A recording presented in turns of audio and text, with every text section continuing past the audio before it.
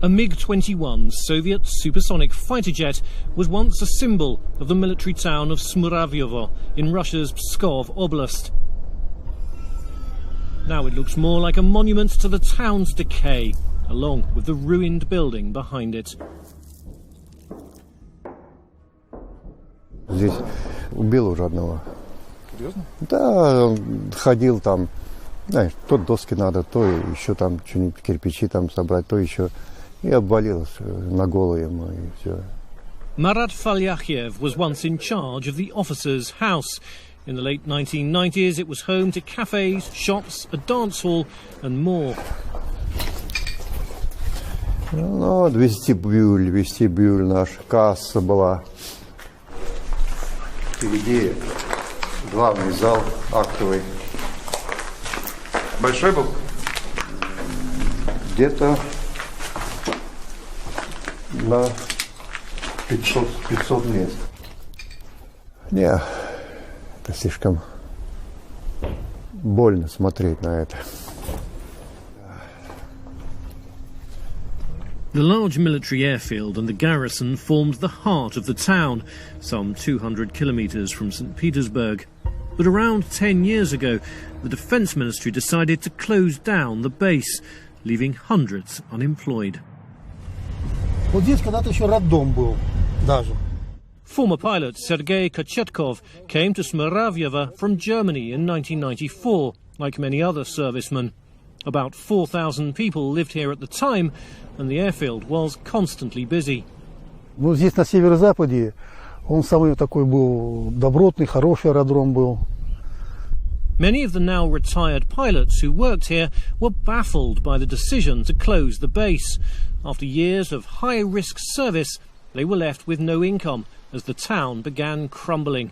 Residents now live in decaying apartments without gas for heating. Тут уже люди хотели выйти вот и написать: «Путин, помоги с газом». Вот на полосе, как он показывает, все. Уже люди не выдерживают. Ну что такое? Residents use firewood to heat their homes, but that's an expensive and labour-intensive option for the city's facilities. Вот этот ряд, еще ряд и еще ряд. 3 ряда вот таких, чтобы хватило на сутки. Руками? Вот такой высоты, вот так вот, полностью до сюда, до конца, и 3 ряда. И это все руками бросается в печь, потому что никакой нет механизации. Boilers run constantly during the winter, while heat escapes through holes in the walls. Если бы жилой фонд отремонтировали, мы бы меньше затрат делали. Они изношены полностью. The head of local municipal services, Alexander Moiseev, says the military had a responsibility to its service members and those who relied on them. Министерство обороны должны были что-то сделать с жильем, дать деньги. Позвольте, половина живущих здесь – это военные, пенсионеры. Оно что же должно, не кинуть их как? Вы считаете, Министерство обороны их просто кинуло здесь? Кинуло. А как? Moiseev points out the town's broken down infrastructure, like the water tower and rusty pipes. Вот Пизанская башня. Какие трещины? Какие? Она уже наклонена туда. И довольно-таки основательно. Вот видите? If the tower collapses, it would take the water supply with it. But residents say they already live without reliable running water. Здесь нету питьевой воды, за которую мы платим по квитанциям. Она непригодна к питью. Вот. Мы ходим на родник. Ближайший родник — это 1,5 километра в деревню Любимец. Мы ходим с детьми с канистрами туда, за водой. И носим оттуда воду. This ruined site between the airfield and residential buildings was meant to become a new school.